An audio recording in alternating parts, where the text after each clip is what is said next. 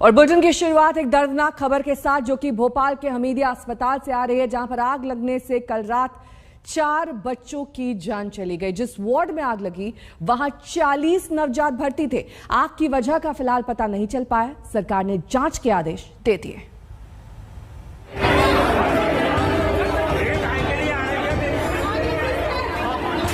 नहीं जान दे। कितने दिन का बच्चा? 11 दिन को।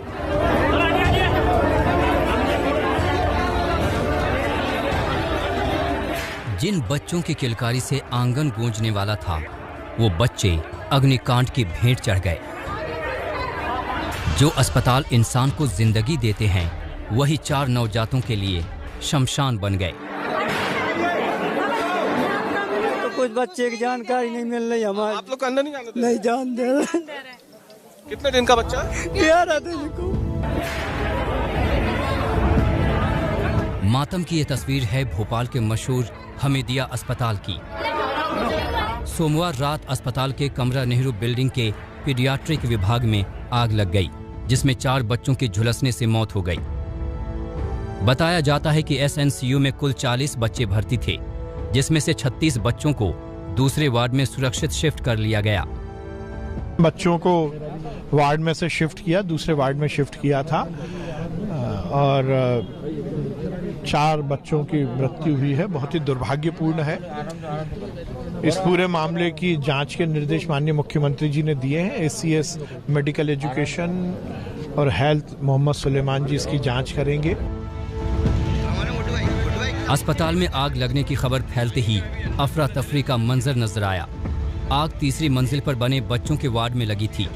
आनन फानन में फायर ब्रिगेड की गाड़ी पहुंच गई। दमकल की 8 गाड़ियों ने काफी मशक्कत के बाद आग पर काबू पाया। धुआं ज्यादा होने से राहत और बचाव में दिक्कतें आईं। कहाँ पर कौन से फ्लोर पर आग लगी? तीसरे फ्लोर, बच्चा वार्ड में। उधर फायर कर्मी आग बुझाने में लगे थे, इधर बच्चों के परिजन अपने नौनिहालों की चिंता में परेशान थे। उन्हें शिकायत थी कि उन्हें सही जानकारी नहीं मिल रही। घंटा से इंतजार कर रहा है, हाथ जोड़ रहा है, भैया एक एक जने चल जान दो, हमारे बच्चे मारू हैं। और नहीं तुम नहीं जान दे रहे तो बच्चों हमें बता दो। आपके बच्चों को दुख नहीं होता? हम लोग इतने रो रहे हैं, क्या कर रहे हैं हम लोग यहाँ पे? प्रशासन लगा हुआ पूरी कोशिश कर रहा है, जो होगा सब कुछ सही होगा, ये मान के चलिए। अपनी पूरे 100% क्षमता के साथ सारे लोग लगे हुए हैं। सबको बताइए, महीने के वैसे कपड़े पूरे हैं, एक जोड़े वहाँ पे सारी व्यवस्था की जा रही है। हादसे को लेकर पुलिस से सरकार तक एक्शन में थी। हादसे की खबर लगते ही सूबे के मंत्री विश्वास नारंग और डीआईजी इरशाद वली भी भागे चले आए। सभी डॉक्टरों को भी फौरन अस्पताल बुला लिया गया। हादसे के पीछे अलग अलग वजह बताई जा रही है। कुछ ने सिलेंडर ब्लास्ट बताया तो कुछ ने वेंटिलेटर में धमाका। शॉर्ट सर्किट की आशंका से भी इनकार नहीं किया जा रहा है। हमीदिया अस्पताल में 7 अक्टूबर को भी नई बिल्डिंग में आग लगी थी, तब दूसरे फ्लोर पर स्टोर रूम में आग लगी थी। रविशपाल सिंह, भोपाल, आज तक। आपने देखा किस तरीके से जिनके नवजात अस्पताल में भर्ती थे उनका बुरा हाल था। काफी देर तक उन्हें यह भी पता नहीं चल पा रहा था कि उनके बच्चे सही सलामत हैं भी या नहीं। हर तरफ अफरा तफरी, बदहवासी और मातम का मंजर था।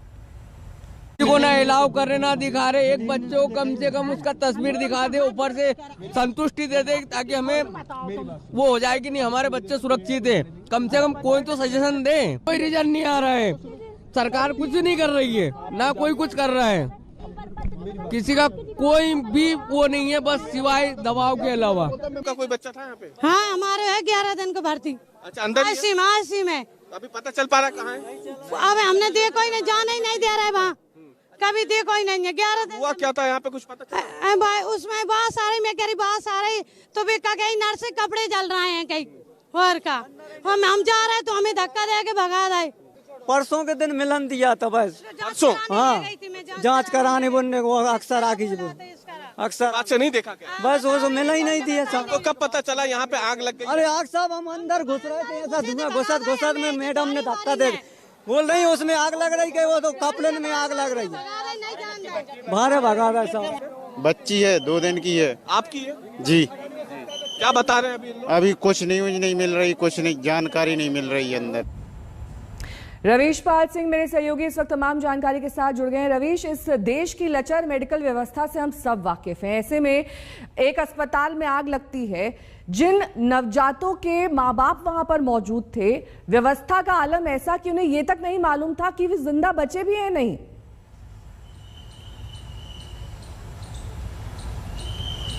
बिल्कुल, और अभी भी यही स्थिति है नेहा, क्योंकि हम जिस जगह मौजूद हैं हमीदिया अस्पताल का कमला नेहरू चिकित्सालय, जहां पे ये तमाम बच्चे मौजूद थे, जहां हादसा हुआ, वहां पर अभी भी बड़ी संख्या में जो परिजन हैं वो पहुंचे हुए हैं जानकारी लेने के लिए कि आखिर उनके बच्चों का हुआ क्या है। अंदर बार बार यही जानकारी आ रही है कि बच्चे सुरक्षित हैं, उनकी सांसें चल रही है, लेकिन आप तस्वीरों में देखिए कि पूरी तरीके से इस अस्पताल को, जहाँ आमतौर पर बेरोक-टोक आप आ जा सकते थे, अब उसे एक तरीके से छावनी में बदल दिया गया है। किसी को भी अंदर जाने की फिलहाल इजाजत नहीं है। लेकिन मैं आपको जो आपने बात शुरुआत में की थी लचर मेडिकल व्यवस्था, उसकी एक तस्वीर दिखाता हूं। दरअसल ये भोपाल के सबसे बड़ा सरकारी अस्पताल है, और यहाँ पे अगर आप ऊपर की तरफ देखें, जहाँ पे ये आगजनी की घटना हुई है, वहां पर फायर हाइड्रेंट जो होना चाहिए था, खासतौर से जब आग लगती है तो ऐसी व्यवस्था में आपको याद होगा कि आजकल हाइड्रेंट्स होते हैं जिसके जरिए जो धुआं होता है वो निकल जाता है, लेकिन यहाँ पे देखिए खिड़कियों को तोड़ करके धुआं निकाला गया था। ये स्थिति थी भोपाल की, जो कि राजधानी है, उसके सबसे बड़े सरकारी अस्पताल की, जहाँ पे 50 से ज्यादा बच्चे भर्ती थे उस समय।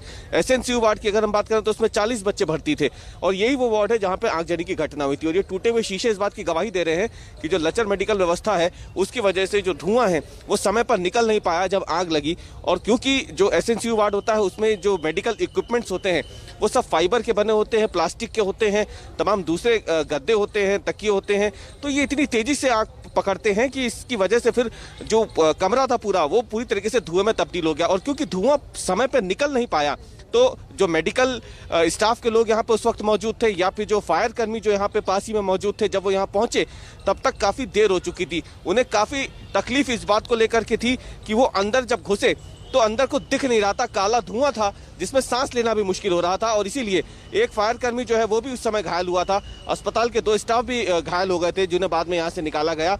लेकिन 4 बच्चों की दुखद मौत के बाद अब इस पे जांच की बात जरूर हो रही है, लेकिन सवाल उठ रहा है कि आखिरकार मध्य प्रदेश की राजधानी जो है भोपाल, उसके इस सबसे बड़े सरकारी अस्पताल की स्थिति, और ये कोई पहली बार नहीं है। कुछ महीनों पहले ही आपको बता दें कि यहाँ पर इसी तरीके की एक और घटना इसी एसएनसीयू वार्ड में हो चुकी है। जान की कोई कीमत नहीं है, और ऐसा ही कुछ मामला देखने को मिला है बिहार में, क्योंकि वहां पर जान की कीमत लगाई गई 5000। बिहार में कुछ ऐसा हुआ जिसके लिए बीजेपी सांसद को फजीहत का सामना करना पड़ा। दरअसल कल बीजेपी के प्रदेश अध्यक्ष और सांसद संजय जायसवाल और संसदीय क्षेत्र के संवेदना जताने में बेतिया के तेलुआ गांव पहुंचे थे, और इस गांव में जहरीली शराब पीने से 16 लोगों की जान गई थी। आरोप यह है कि सांसद अंतरिम राहत के तौर पर पीड़ित परिवार को 5000 रुपए दे रहे थे। इस पर मृतकों के परिजन भड़क गए। ग्रामीणों के भारी विरोध के बाद सांसद वहां से खुद को बचते बचाते निकल गए। 5000 रुपया मिली। कितना? 5000। एक जान के कीमत बिहार में 5000। एक आदमी दारू पी कर मर जाओ, 5000 रुपया मिली संजय जायसवाल जी की तरफ से।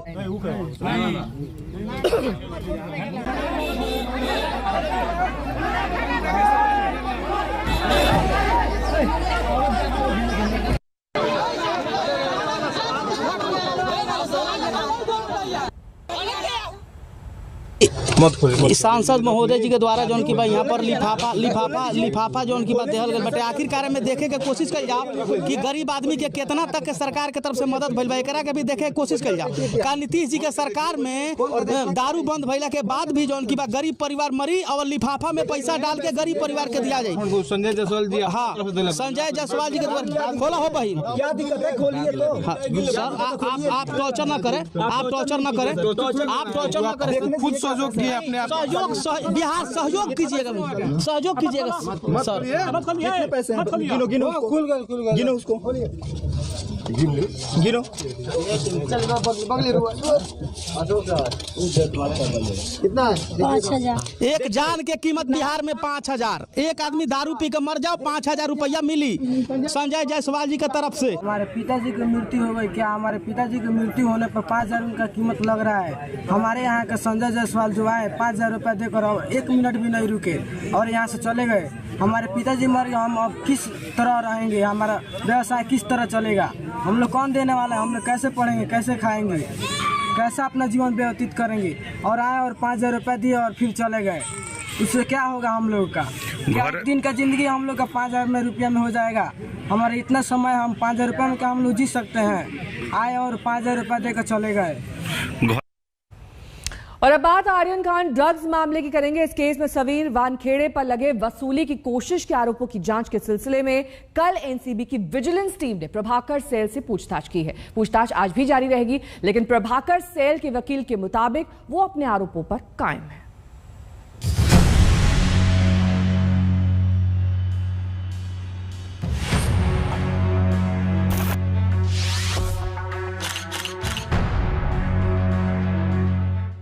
आखिरकार लंबे इंतजार के बाद एनसीबी के सामने प्रभाकर सैल हाजिर हो ही गए।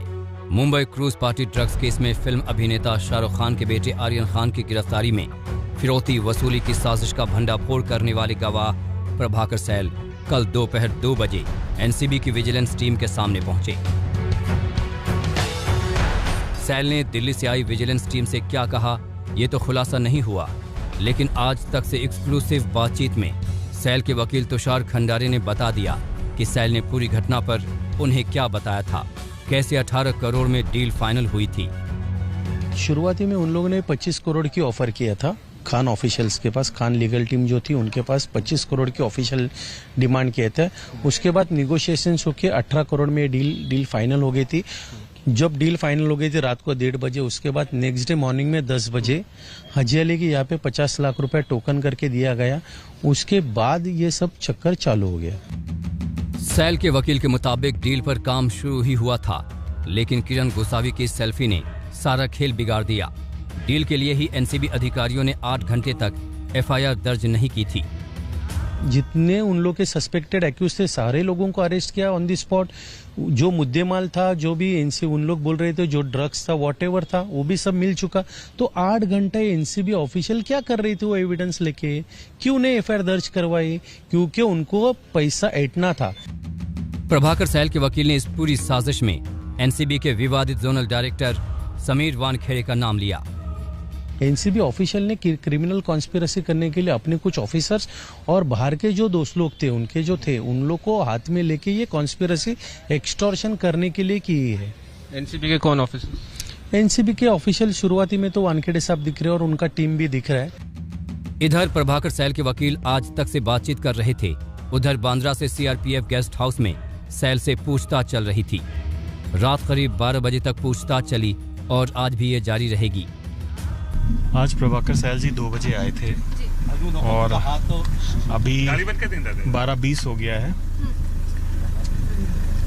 आज की कार्रवाई अभी हम यहाँ पे रोक रहे हैं क्योंकि मेरी टीम भी सुबह 4 बजे की चली हुई है और प्रभाकर भी थक गए हैं।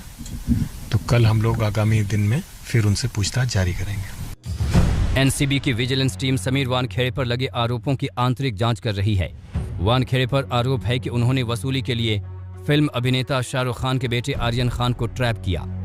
जांच के सिलसिले में विजिलेंस टीम उन कुछ ठिकानों पर भी गई जहां संदिग्ध मेल मुलाकात और डीलिंग की बात कही गई थी। आप लोगों ने देखा, हम लोगों ने विभिन्न घटना स्थलों का निरीक्षण किया जो कि जांच के लिए आवश्यक है, क्योंकि जांच की सारी कड़ियां जोड़ने के लिए घटना स्थल से जुड़ी हुई जानकारी और उसकी ज्योग्राफी हमें एविडेंस को लिंक करने में आसानी देती है। समीर वानखेड़े पहले ही इस जांच से हटाए जा चुके हैं। मीडिया ने कल जब पूरे घटनाक्रम पर सवाल किया तो उन्होंने कुछ बोलने से इनकार कर दिया। See, headquarters have already issued you a press release, so I cannot say much into that. Sir, no, I cannot say much into that.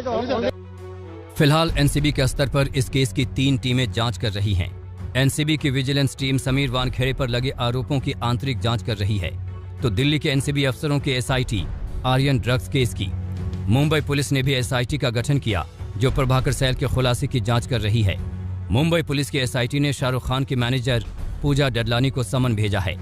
समन शनिवार को पेश होने का था, लेकिन तबीयत खराब का हवाला देते हुए पूजा ने और समय मांगा है। दिल्ली से तंसीम हैदर के साथ विद्या और सौरभ वक्तानिया, मुंबई आज तक। आर्यन ड्रग्स मामले में समीर वानखेड़े पर आरोपों की बौछार करने वाले महाराष्ट्र के मंत्री नवाब मलिक पर अब कानूनी फंदा कसने वाला है, क्योंकि समीर वानखेड़े के पिता ने मलिक पर बॉम्बे हाई कोर्ट में मानहानि का केस किया तो मुंबई पुलिस में SC/ST एक्ट के तहत शिकायत दर्ज कराई। नवाब मलिक को बॉम्बे हाई कोर्ट ने आज जवाब दाखिल करने के लिए कहा है।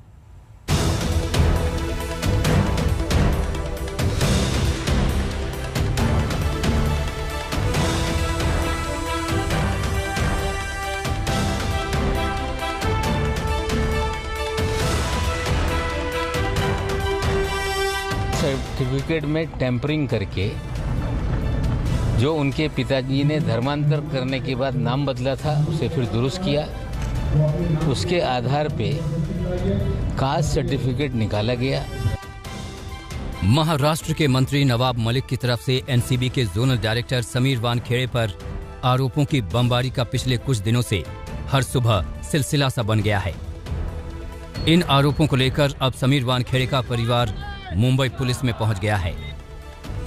समीर वानखेड़े के पिता ध्यानदेव वानखेड़े ने ओशिवारा डिवीजन के ACP के समक्ष नवाब मलिक के खिलाफ SC/ST एक्ट में शिकायत दर्ज कराई है। शिकायत में कहा गया है कि ड्रग्स केस में अपने दामाद समीर खान की गिरफ्तारी का बदला लेने के लिए नवाब मलिक उनके बेटे समीर वानखेड़े और उनके परिवार पर आरोप लगा रहे हैं। वानखेड़े के पिता ने अपनी शिकायत में ये भी कहा कि नवाब मलिक ने उन्हें और उनके परिवार के सदस्यों की मानहानि की कोशिश की। साथ ही नवाब मलिक पर धमकाने का भी आरोप लगाया गया है। इससे पहले समीर वानखेड़े के पिता ने नवाब मलिक के खिलाफ बॉम्बे हाई कोर्ट में मानहानि का मुकदमा दर्ज किया था, जिसमें 1.25 करोड़ की क्षतिपूर्ति की मांग की है। कल इस केस की सुनवाई के दौरान कोर्ट ने नवाब मलिक को आज जवाब देने का आदेश दिया है। जब नवाब मलिक के वकील ने जवाब के लिए वक्त मांगा तो जज ने कहा, अगर आप ट्विटर पर जवाब दे सकते हैं तो आप यहां भी कल तक जवाब दे सकते हैं।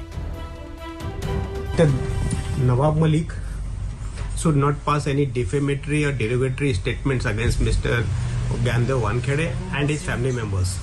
Today, on behalf of Mr. Nawab Malik, time was sought to file the reply, and after hearing both the sides, court has directed Mr. Nawab Malik to file his reply by tomorrow. That means कि on 9th of November 2021 they have to file the reply, and matter will be heard on 10th of November next day. 10th of November 2021. इस बीच नवाब मलिक के खिलाफ मानहानि का एक और case दर्ज हुआ है। ये केस दर्ज कराया है मोहित कंबोज ने, जिस पर नवाब मलिक ने आर्यन ड्रग्स केस के मास्टरमाइंड होने का आरोप लगाया था। मुंबई मजिस्ट्रेट कोर्ट ने इस केस में नवाब मलिक को 29 नवंबर को हाजिर होने का आदेश दिया है। यानी आरोपों की लगातार बमबारी के बाद अब बारी नवाब मलिक की तारीख पर तारीख की।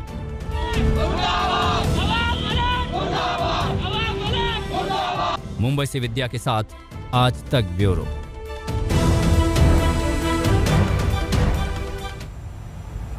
रुकना होगा यहाँ एक छोटे से ब्रेक के लिए। फौरन होंगे हाजिर कुछ और खबरों के साथ। देखते रहिए आज तक।